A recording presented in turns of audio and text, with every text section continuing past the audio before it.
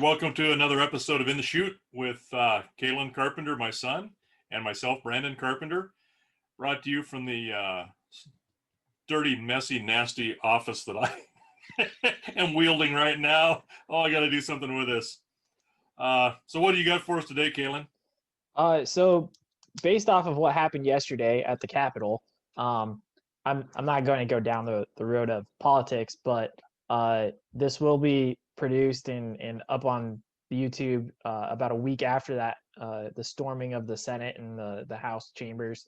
And the big thing that I thought of is, this is a good time to maybe bring up what are the immediacy of political or legislature movements and bills and whatnot that are passed to agriculture. So essentially, when we see stuff go through the Senate and the House floors, whether it's at the federal level or the state level, how often do we see that at our level as cattlemen, horse trainers, maybe even sheep herders? Where we don't do sheep and we don't do hogs. You don't do hogs anymore. You did when you were a kid, but how often have you seen in your lifetime a lot of those acts get passed through and then see them right away, or does it take a couple of years and a couple months?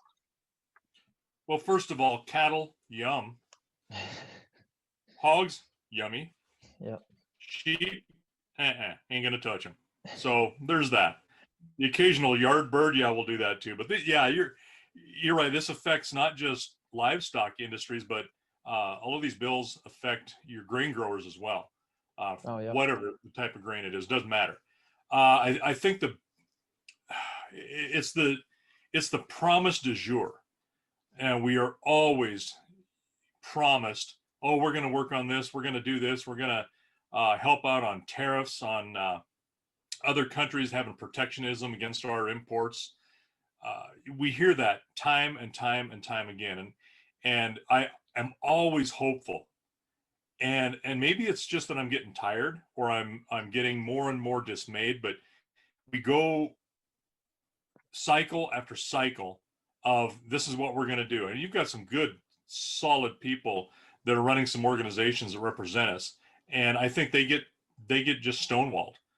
Quite honestly, I think we have a very low, call it buying power through lobbying, as we're not moneyed up. From the grassroots level, we're not moneyed up. We're just barely able to make it. So we cannot amass a large lobbying group. And let's face it, these politicians, and I don't care who they are, we've got them in our state that are they're bought easily. Mm-hmm. And their perception of what they should do flops in the wind. I am so absolutely disgusted with all of our representatives, all of our senators, with a very few from some other states that I think are actual, call it what you want, patriots, heroes. They are putting themselves out there to do what is good for the country, not necessarily for themselves. And I think that's the big distinction, that we get most of our representation gets bought off through other lobbyists. And so we as ag producers are again forgot about. We are kicked out because they know that we're not going anywhere.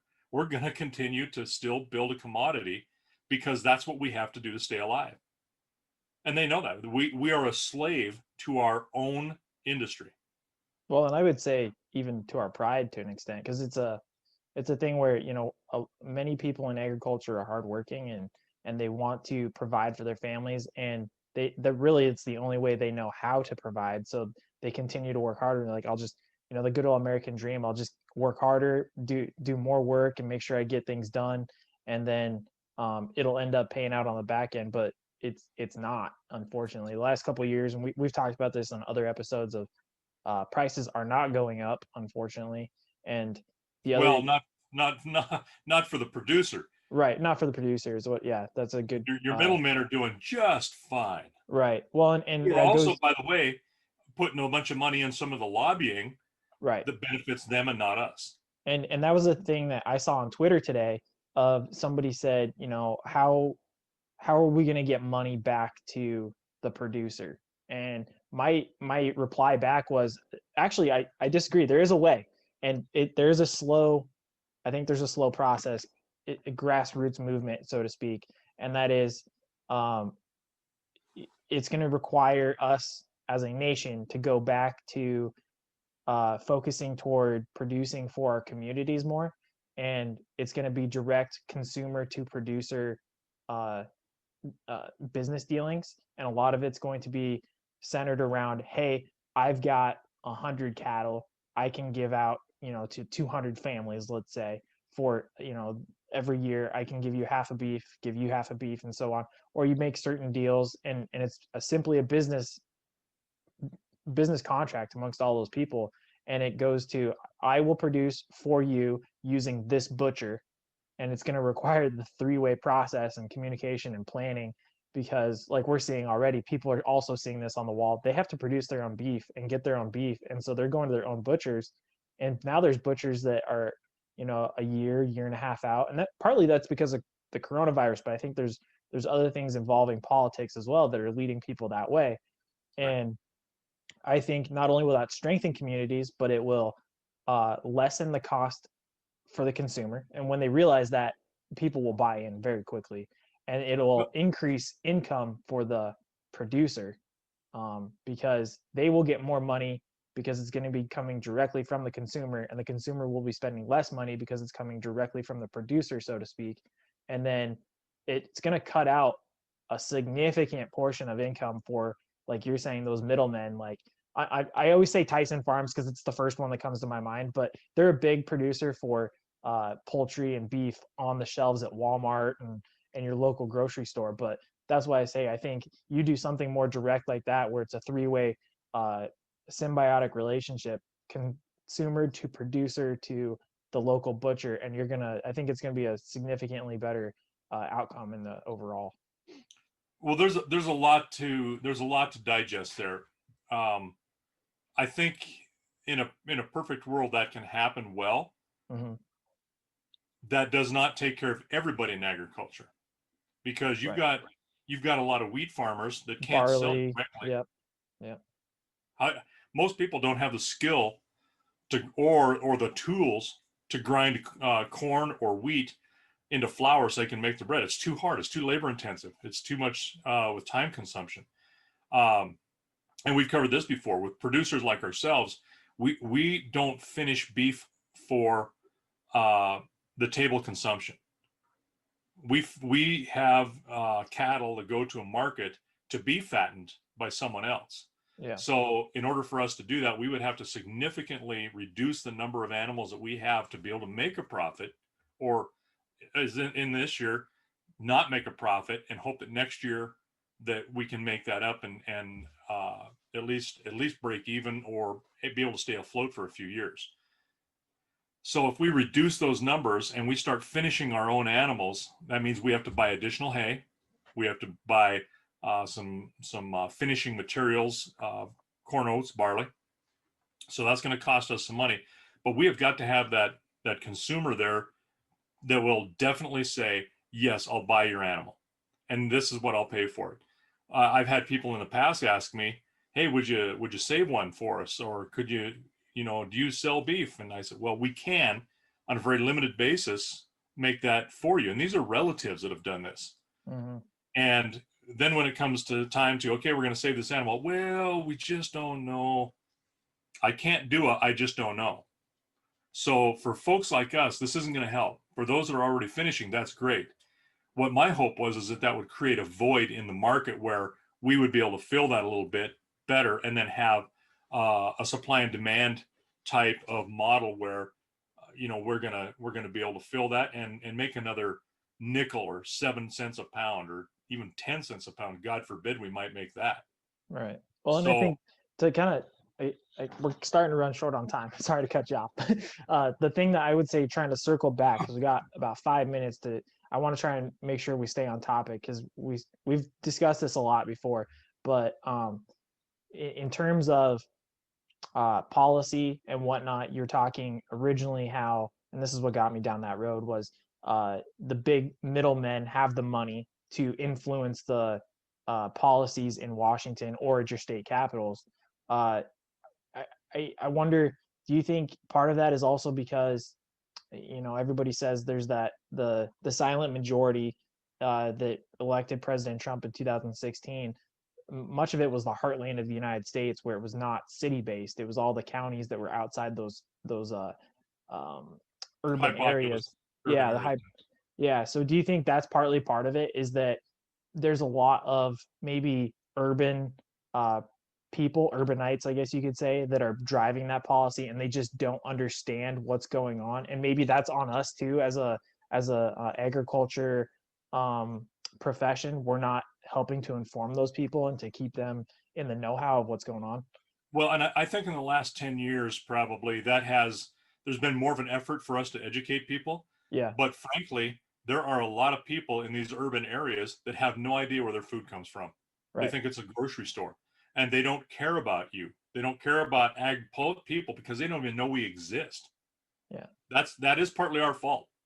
Partly is also there is such a everything has gotten so politicized that if you are outside of that city or the higher urban area and are the elite, you don't matter. You are less educated, less cultured, and less therefore important as an equal, but more of a individual who is or individuals who are of our service. So I think we're viewed very much like frontline workers at McDonald's Hmm. to those folks. And I know this sounds really negative, but you know what? I'm pushing 60 years old and I have not seen this change. And I've always had hope that it would change. We always get promised it's going to change, that we're going to do better. And we actually get policies that harm us. Hmm. And it's like, how can this be? So when a politician comes knocking on my door, I better stop right there. Well, and I think that's another thing too, is there's a lot of uh, the push for the carbon footprint and whatnot uh, uh, throughout the world, and that's going to significantly um, it's going to restrict what we can and cannot do as cattle and hog producers. I guarantee it, because That's there's the been a plan. lot of there's been a lot of things that there's been a lot of propaganda. Burger King was one of them that Hmm. sent out. They've shown a lot of commercials saying, essentially that we're the bad guy, and that's not the case, because the vast majority of people I know that are in agriculture do nothing but try to cultivate and nourish the ground that they work and they reap and they sow every single year. And that's not at all an accurate depiction of how our profession and our lifestyle is. If you don't try to do that, then your business is not sustainable. Right. You can't continue business. But there we are vilified because let's face it, politics is now a religion.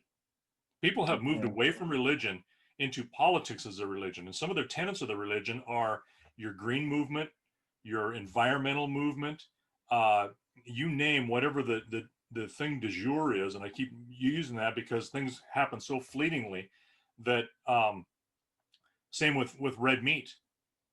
Yep. There is such a hard and fast assault on red meat because you know what? Cows fart and that destroys our ozone. Oh my God, that cow is killing me. There's no way the livestock, we're not talking about other ungulates Yeah, I was gonna on say the that's planet. always my first. That's always my first argument. Is like, well, what about all the antelope, the Right. moose, not an ungulate, but bears? What about all the wildlife that we happen to forget when that What argument about comes up? people? Yeah, people too. I mean, but you can't combine all of those and in one good volcanic eruption equal that. I mean, there's no comparison. I mean, the volcano will completely obliterate the amount of gases that are emitted compared to what we can do in a year. I mean, some of this is nonsensical, but again, it's a religion. It's Hmm. something that these people are absolutely um, zealots about to destroy what other people want. It doesn't matter. Things are so divided. It's like, hey, you know what? I don't like what you do, and if you continue to do it, you hate me, and you hate everybody else. And Yeah. so there's that divide there. Anyway, Sorry. Okay. Well, I think we can definitely probably spend a Hashknife Hangouts discussing this in detail. But with Easily. that, I think today we will put it out to pasture. All right.